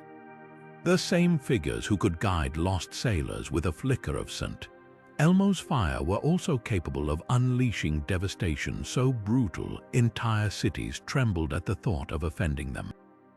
Take the story of the coastal town of Sophies, where locals once neglected the twins' shrine, letting it crumble into disrepair. Within days, a mysterious blight withered their crops, and the rivers ran dry, a drought so sudden, it felt like the earth itself was punishing them. Desperate, the townspeople consulted an oracle who revealed the cause. Castor and Pollux had withdrawn their protection. Only after frantic sacrifices and a lavish restoration of their temple did the rains return. This wasn't just bad luck, it was a calculated lesson in reverence, but the twins' wrath wasn't always so easily appeased. In one chilling account from the region of Laconia, a group of merchants mocked a roadside shrine to the Dioscuri, tossing garbage onto its altar as a joke. That very night, a fire erupted in their warehouses, not a natural blaze, but one witnesses described as cold and blue, consuming only the goods of the guilty parties while leaving neighboring stalls untouched. Even more unnerving, the flames reportedly formed the shapes of two horsemen before vanishing. What's striking about these curses is their precision. Unlike the indiscriminate plagues of other gods, the twins' punishments often targeted the specific offenders, as if to underscore that disrespect was a personal affront. A Spartan general who looted their temple during wartime, for instance, didn't just meet a grim fate, his entire battle strategy unraveled when his horses, mid-charge, suddenly reared and threw him, as if invisible hands yanked their reins. His troops, believing they'd seen Castor and Pollux riding alongside the enemy lines, fled in panic. The psychological terror was as potent as the physical consequences. After a band of pirates raided a sanctuary on the island of Corfu, their ship became plagued by nightmarish visions, the sound of galloping hooves on deck, shadows of twin warriors pacing the mast. Crewmen jumped overboard to escape the hallucinations, and those who survived refused to sail near the island again. Here, the twins weaponized their ghostly reputation, blurring the line between myth and visceral fear. Scholars argue these stories served as divine enforcement of ancient Greek xenia, the sacred laws of hospitality and respect. By punishing those who violated their shrines, Castor and Pollux reinforced societal order. Yet there's another layer, their dual nature. As gods who straddled life and death, their curses often mirrored their own myths. A drought echoed Pollux's grief when Castor died. Phantom horsemen mirrored their ghostly races. Even in anger, their stories remained intertwined. Rome, ever pragmatic, took these tales as warnings. Historical records note that after a fire destroyed their temple of Castor and Pollux in the Forum, the Senate fast-tracked its reconstruction, fearing delays would invite disaster. Sure enough, the project finished without a hitch, and that year's harvest was famously abundant. Coincidence? The ancients didn't think so. So the next time you hear of a modern curse tied to disturbed graves or sacred sites, remember, the idea that some forces demand respect isn't new. Castor and Pollux were early pioneers of the trope, proving that even the most benevolent protectors could become terrors when crossed. Now, let's turn to a far more earthly legacy: how Sparta's unique two-king system might have been inspired by the twins' divine duality. Because when gods model governance, mortals take notes. Shifting from divine wrath to political intrigue, let's unravel one of history's most fascinating overlaps where myth and governance collided in Sparta. The city-state's unique two-king system wasn't just a quirk of administration.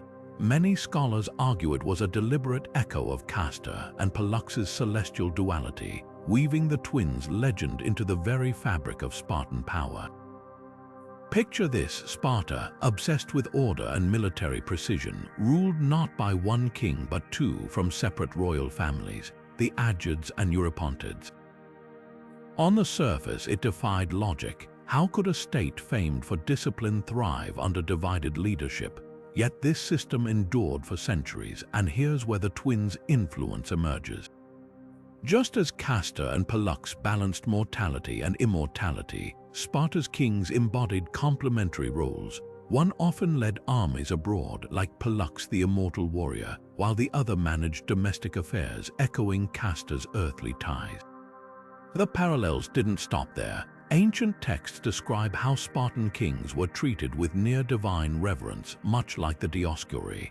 During campaigns, they traveled with sacred relics, a scepter linked to Zeus and twin figurines of the twins themselves. Before battle, sacrifices were made to Castor and Pollux, as if their blessing legitimized the king's authority. Even their shared tomb in Sparta mirrored the twins' alternating afterlife, symbolizing a cyclical transfer of power.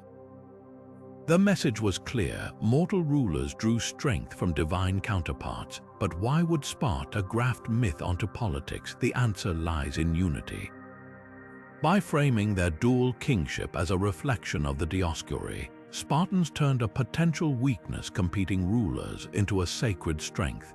The system prevented tyranny, as each king checked the other's power, much like the twins' interdependence.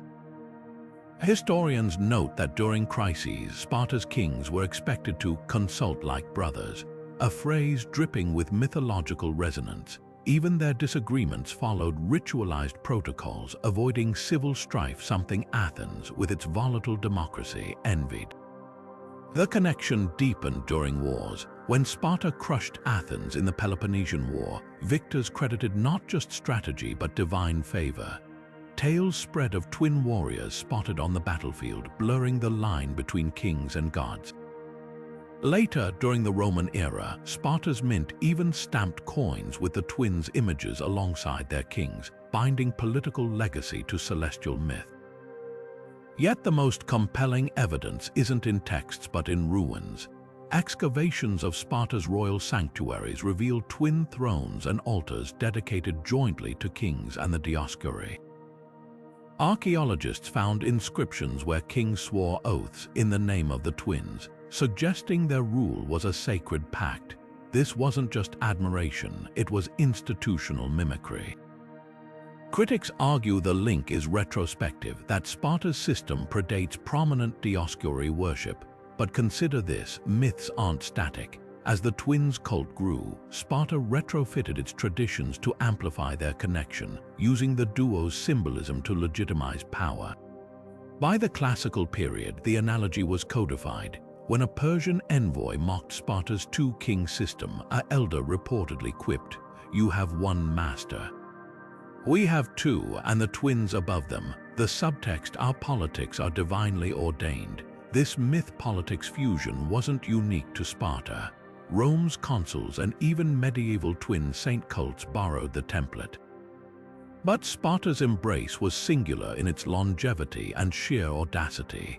They didn't just venerate the twins, they governance as a living myth, proving that when gods model harmony, mortals might just follow. Now let's turn our gaze skyward, where the twins left another indelible mark, not on Earth but in the stars themselves. Because long after Sparta faded, their constellation kept the legend alive. Now, as we move beyond earthly realms and into the cosmic, let's uncover how the stars themselves whispered secrets of fate through Castor and Pollux. Ancient civilizations didn't just see the Gemini constellation as a celestial landmark, they believed it was a divine messenger, foretelling triumphs and calamities with eerie precision. Take the Battle of Leuctra in 371 BCE, where the Thebans crushed Sparta's once invincible army. Contemporary historians recorded a chilling detail. In the weeks before the battle, the Gemini stars appeared dimmer than usual, as if veiled in smoke. Spartan seers interpreted this as the twins withdrawing their favor, a warning ignored by their kings. The result, Sparta's military myth shattered overnight. Centuries later, Roman generals like Julius Caesar would consult astrologers before campaigns, specifically tracking Gemini's brightness. When the constellation gleamed sharply before his invasion of Gaul, it was taken as a sign of celestial approval, a pattern repeated in Augustus' rise to power. But the twins' omens weren't limited to war. The Greek historian Diodorus documented how Carthaginian sailors aborted voyages if Gemini stars seemed to quarrel, a term for when Castor and Pollux appeared misaligned due to atmospheric distortion. In one gripping account, a fleet ignored the omen in 255 BCE, only to sink in a storm survivors swore was conjured by the twins' displeasure. Even agricultural cycles tied to Gemini's position. Hesiod's works and days advised farmers to plant when the constellation first appeared at dawn, promising bounty, while Babylonian clay tablets warned of droughts if Gemini rose red as copper in spring. Perhaps the most haunting record comes from the fall of the Seleucid Empire. A 1st century BC astronomer noted that as the kingdom crumbled under Roman conquest, Gemini's stars briefly vanished during a lunar eclipse, an event so rare it was seen as the twins abandoning their post. This belief in celestial signals persisted into medieval Europe, where Charlemagne's court astrologer linked a comet near Gemini to the deaths of 3 Frankish princes. What's fascinating is how these omens crossed cultures. The Mesopotamians saw Gemini as the great twins holding scales, interpreting their tilt as divine judgment. Chinese star maps labeled them yin and yang, with imbalances foretelling dynastic upheaval. Even the Maya tracked a twin-related zodiacal event to predict maize harvests. Scientific, no, but the universality of these beliefs reveals how deeply Castor and Pollux permeated humanity's attempt to read destiny in the stars. Modern astronomy, of course, explains these phenomena: atmospheric refraction, precession, or simple coincidence. Yet the enduring power of these stories lies in their symbolism. Whether as celestial guardians or cosmic arbiters, the twins remind us that myths aren't just tales, they're frameworks through which ancient minds made sense of an unpredictable world. And speaking of frameworks, our next journey plunges into Renaissance Europe, where alchemists spun the twins' duality into something even more enigmatic: the quest for transmutation. Shifting our gaze from ancient star charts to the dimly lit workshops of Renaissance alchemists, we find Castor and Pollux taking on an entirely new guise, no longer just celestial twins, but symbols at the heart of alchemy's greatest mysteries.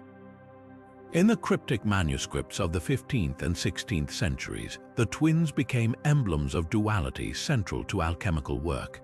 They were often depicted as the sun and moon, gold and silver, or even as the volatile and fixed principles of matter. The famed alchemist Paracelsus described them as the twin spirits of transformation, with Castor representing sulfur, the fiery, masculine principle, and Pollux embodying Mercury, the fluid, feminine essence.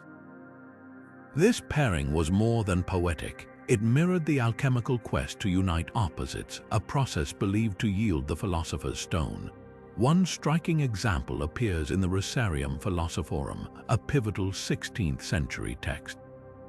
Its illustrations show the twins as 2 kings, one crowned with gold, the other with silver, dissolving into a single androgynous figure, a visual metaphor for the conjunctio, or sacred marriage of elements. For alchemists, this fusion mirrored their own experiments to dissolve base metals and purify them into noble ones. Even their alternating life in myth resonated. Some manuscripts referenced Castor's mortality and Pollux's divinity as symbols of the cyclical nature of decay and rebirth in the alchemical vessel. But the symbolism ran deeper. German alchemist Basilius Valentinus wrote of a twin serpent in his 12 Keys, explicitly linking their entwined bodies to the Ouroboros, the serpent eating its tail, which signified eternal return.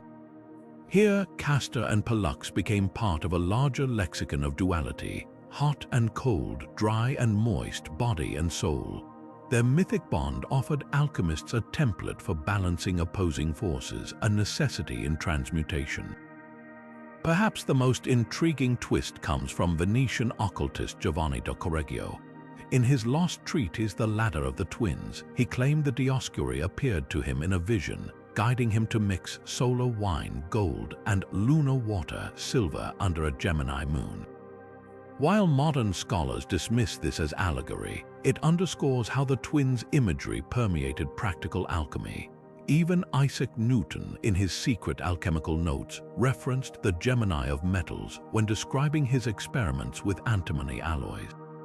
By the 17th century, their iconography had seeped into mainstream esotericism. Tarot decks like the Marseille series featured the twins as the dual-faced moon card, hinting at hidden knowledge. Yet as science eclipsed alchemy, their role faded until Carl Jung revived it in the 20th century, interpreting their myth as a psychological archetype of the self's reconciliation with its shadow. What makes this alchemical chapter remarkable is its deviation from the twins' earlier roles. No longer warriors or sailors' saviors, they became a language for articulating the invisible. Whether as chemical principles or spiritual metaphors, their duality proved endlessly adaptable, a testament to myth's power to shape even the most empirical of quests.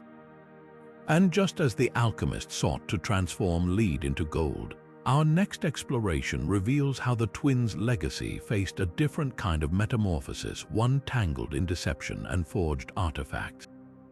Now let's untangle a modern myth that's more linguistic mix-up than ancient mystery, the curious case of castor oil and its false connection to Castor, the mortal twin.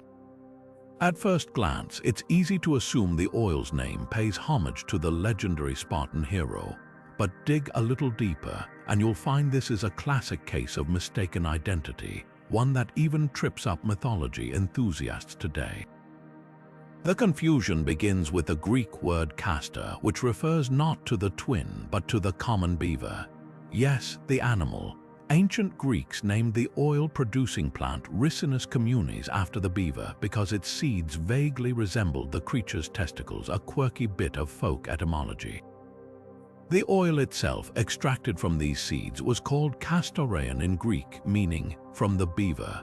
Over time, as Latin absorbed Greek terms, castor morphed into castor, and the oil kept its name, completely divorced from any connection to the divine twins. By the Renaissance, this botanical term had traveled far from its origins. Herbalists like Dioscorides praised castor oil's medicinal properties, while Pliny the Elder noted its use in lamps and as a laxative, hardly the heroic applications you'd tie to a demigod. Yet somewhere along the way, the homophony between Castor the twin and Castor the oil spawned the myth. Even today, you'll find online forums and casual references implying the oil was named for the Spartan prince, perhaps imagining a mythical discovery or blessing. The irony, Castor, the twin, had no known ties to healing or plants in classical myths. His domain was horsemanship and warfare, while Pollux leaned into boxing and celestial protection. The mix-up becomes even funnier when you consider that ancient sources never linked the twins to medicine, let alone something as mundane as a digestive remedy. If anything, their sister Helen had stronger botanical connections. Remember the Helenion, the flower that sprang from her tears in some versions of her myth. Modern scholarship puts this misconception to bed with linguistic precision. The Oxford English Dictionary traces castor oil squarely to the plant's Greek name, while the hero Castor's name derives from Castor, an entirely different root meaning he who excels. It's a textbook case of false cognates, two words that sound alike but share no heritage. Even the twins' Roman name, Dioscuri, meaning sons of Zeus, has no overlap with the oil's etymology. Yet the myth persists, proving how easily language can twist our understanding of antiquity. Next time you spot castor oil in a pharmacy or a skincare routine, you'll know its true origin, a humble plant named for a beaver, worlds away from Spartan battlefields or celestial constellations. And speaking of modern twists, our next chapter dives into a far more deliberate deception, a 19th century hoax that fooled museums with a fake Dioscuri statue, blurring the line between myth and forgery. Now, let's shift our gaze from ancient scrolls to modern psychology and pop culture, where the legacy of Castor and Pollux still thrives, though in ways their Spartan worshippers could never have imagined. The fascination with twins isn't confined to mythology. Today, science and storytelling alike are obsessed with the duality these brothers embodied, proving their myth is far from forgotten. Take twin studies, for instance. Modern research often highlights the eerie synchronicities between twins, shared mannerisms, parallel life choices, even telepathic-like connections. These studies echo the ancient theme of twins as two halves of a whole, much like Castor and Pollux's shared immortality. But here's the twist: while science debates nature versus nurture, the twins' myth offered a third option: divine intervention. Their bond transcended biology, a concept that still captivates us when we hear stories of twins separated at birth yet living eerily similar lives. Then there's the zodiac. Gemini, represented by the twins, is synonymous with duality. Think logic and creativity, extroversion and introspection. Astrology buffs describe Geminis as having two sides, a direct nod to myths like ours where one twin was mortal and the other divine. But unlike the harmonious balance of Castor and Pollux, Gemini traits are often framed as chaotic or unpredictable. It's a modern reinterpretation that would baffle ancient Greeks, who saw the twins' duality as a source of strength, not inconsistency. Pop culture, of course, can't resist the twin trope. From The Parent Trap's mischievous switcheroos to Star Wars' Luke and Leia, stories lean into the tension between sameness and individuality. Castor and Pollux's archetype, loyal yet distinct, fuels narratives where twins either complete each other or clash dramatically. Even superhero lore gets in on the act. Marvel's Wanda and Pietro Maximoff, aka Scarlet Witch and Quicksilver, mirror our twins' dynamic with their blended human and superhuman traits. But here's where mythology outshines modern takes. Unlike today's often superficial portrayals, the ancient myths grappled with deeper questions. What does it mean to share an identity? Can one exist without the other? When Pollux bargained with Zeus to split his immortality, it wasn't just about brotherly love, it was a radical acceptance of interdependence. Modern twin stories rarely delve that far, preferring rivalry or comedy over existential weight. Yet the threads connect. Next time you read a Gemini horoscope or binge a twin-themed show, remember, you're tapping into a tradition that stretches back to Spartan battlefields and celestial chariots. And that's no myth, it's proof that Castor and Pollux's legacy is still written in our stars and stories. Up next, we'll expose a darker side of their enduring fame, a forged statue that duped museums and blurred the line between legend and lies. Now, let's peel back the layers of a deception that fooled even the sharpest minds of the 19th century, a tale where myth and greed collided to create one of archaeology's most audacious forgeries. Picture this: the year is 1863, and a magnificent bronze statue of the divine twins surfaces in Rome, dazzling scholars with its intricate details and supposed ancient pedigree. Museums clamored to acquire it, believing they'd uncovered a priceless relic of Castor and Pollux. But the truth, it was an elaborate scam, masterminded by a cunning forger who weaponized the twins' legendary status to dupe the art world. The statue depicting the twins standing side by side with their iconic horseback riding poses seemed too perfect to be a fake. Its patina appeared aged, its style impeccably archaic, enough to convince experts at the Louvre and the British Museum to vie for ownership. But here's where the story twists. The forger, likely a skilled artisan from Naples, had studied ancient techniques meticulously. He used authentic methods like lost wax casting and even buried the statue briefly to accelerate oxidation, creating a false sense of antiquity. The twins' popularity worked in his favor. After all, who'd question a discovery so aligned with well-documented myths? Yet cracks in the facade began to show. Sharp-eyed historians noticed anomalies. The horses' bridles bore designs from a later period, and the twins' facial features suspiciously mirrored Renaissance art more than classical Greek models. The clincher, a hidden signature, a tiny mark etched where no ancient sculptor would have dared, betraying the statue's true origins. By the 1880s, the truth was undeniable. The so-called Dioscuri of Rome was a modern fake, a testament to how nostalgia for antiquity could blind even seasoned experts. What makes this forgery fascinating isn't just the audacity, it's what it reveals about our relationship to myth. The twins' imagery was so deeply embedded in cultural memory that people wanted to believe the statue was real. The forger didn't just exploit technical gaps in archaeology, he tapped into a collective yearning to touch the divine past, and that's a scam as old as mythology itself. From fake relics of saints to forged Shakespearean plays, history is littered with hoaxes that prey on our desire to connect with legends. But here's the irony. In a way, the forged statue did become a piece of the twins' legacy, not as art but as a cautionary tale. Today, it's displayed in museums not as an artifact but as a lesson in skepticism, a reminder that even the most revered myths can be twisted for profit. And that, perhaps, is the most modern twist of all. In an age of deepfakes and AI-generated art, Castor and Pollux's story warns us that the line between truth and illusion is as thin as it was in their Spartan heyday. Next, we'll tackle a mystery that baffles historians: why Egypt, the land of cosmic duality, almost ignored the divine twins entirely despite worshipping gods like Osiris and Set who embodied similar themes. Now, let's unravel one of the most puzzling gaps in the twins' legendary reach: why Egypt, the land of divine duality, seemed to shrug off Castor and Pollux entirely.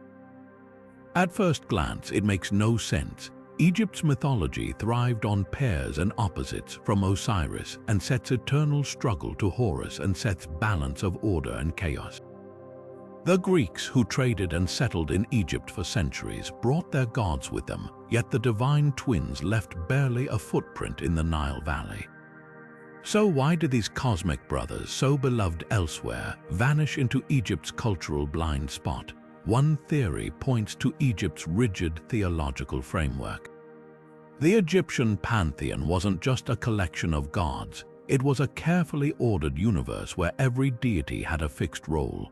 Osiris and Set weren't just opposites, they embodied specific forces: resurrection versus destruction, fertility versus desert sterility. Castor and Pollux, by contrast, represented a more fluid duality: mortal and immortal, human and divine. That didn't slot neatly into Egypt's symbolic language. Their shared existence, alternating between Olympus and Hades, might have struck Egyptians as confusing or redundant when their own gods already covered similar ground. Then there's the politics of cultural assimilation. When the Greeks built Alexandria and mingled with Egyptians, they often merged their gods with local deities to ease acceptance. Zeus became Ammon, Artemis fused with Bastet. But the twins lacked an obvious Egyptian counterpart. Unlike Hercules, who syncretized with the hero god Harushaf, or Apollo, linked to Horus, Castor and Pollux's niche as horsemen and sailor saviors had no direct parallel. Egypt's gods ruled the Nile, not the open sea, and their cavalry traditions were minimal. Without a natural cultural bridge, the twins remained outsiders. Archaeological evidence tells the same story. While statues of Greek gods litter Egyptian sites, only a handful of ambiguous artifacts reference the twins, a possible cameo on a Greco-Roman amulet, a debated temple relief. Even in Alexandria, that bustling hub of Greek-Egyptian exchange, no major temple or inscription dedicates to them. Compare that to Delos or Rome, where their cults thrived and the silence is deafening. But here's the twist: Egypt did embrace other foreign twin myths. The Ashvins, horse-riding healers from Hindu lore, appear in trade-era texts suggesting openness to dual deities. So why not the Dioscuri? Perhaps because their mythos clashed with Egypt's view of death. The twins' alternating afterlife, one alive, one dead, defied Egypt's obsession with eternal unity in the underworld. To Egyptians, splitting a soul between realms would have seemed unnatural, even horrifying. This omission leaves us with a tantalizing what-if. Imagine if the twins had taken root in Egypt, how might their myth have evolved alongside gods like Anubis or Thoth? Would they have merged into the Osiris cycle or sparked new dualities? Their absence isn't just a gap in their story. It's a reminder of how cultures filter myths through their own values. And that's the real mystery here. Not why Egypt ignored them, but what their silence tells us about the limits of even the most universal legends. As we wrap up our journey through these 30 myths, let's reflect on how Castor and Pollux's legacy, full of contradictions, forgeries, and missing pieces, mirrors the human fascination with duality itself. From star-crossed brothers to celestial guides, their tale endures not in spite of its gaps, but because of them. After all, what's a myth without a little mystery? As we bring this journey through the myths of Castor and Pollux to a close, let's take a moment to reflect on what makes their story so timeless. These twin brothers, one mortal and one divine, have captivated imaginations for millennia, embodying the delicate balance between life and death, earth and sky, conflict and unity. Their tales aren't just ancient relics, they're mirrors held up to human nature, showing us the power of loyalty, the pain of sacrifice, and the enduring bonds that defy even the gods. Think about their legacy. From the battlefields of Sparta to the starry skies of the Gemini constellation, their influence stretches across cultures and centuries. They've been protectors of sailors, guides for lost travelers, and symbols of brotherhood in a world full of divisions. Even their flaws, like the abduction of the Leucipides or their feud with Theseus, make them relatable, reminding us that heroes aren't perfect, but their struggles make them unforgettable. What's fascinating is how their myths adapt to the times. In ancient Rome, they were military saviors appearing on horseback to turn the tide of battle. In Renaissance alchemy, they symbolized the union of opposites like sun and moon or sulfur and mercury. Today, they live on in zodiac signs, twin studies, and even pop culture, proving that their duality still speaks to us. Whether it's the bond between siblings or the tension between our mortal lives and the legacy we leave behind, Castor and Pollux's story resonates because it's deeply, undeniably human. So here's a question for you. Which of their myths stuck with you the most? Was it Pollux's heartbreaking bargain with Zeus to share his immortality? Their ghostly chariot races under the moonlight, or maybe the mystery of why Egypt ignored them entirely? Drop your thoughts in the comments. I'd love to hear which parts of their saga captured your imagination. And if you enjoyed unraveling these 30 myths with me, don't forget to hit that subscribe button and ring the notification bell. There are countless more legends waiting to be explored, from forgotten gods to epic battles, and I'd be thrilled to have you along for the next adventure. Until then, keep questioning, keep wondering, and remember, just like Castor and Pollux, the best stories are those that leave us with a little mystery to ponder. Thanks for watching, and I'll see you in the next video.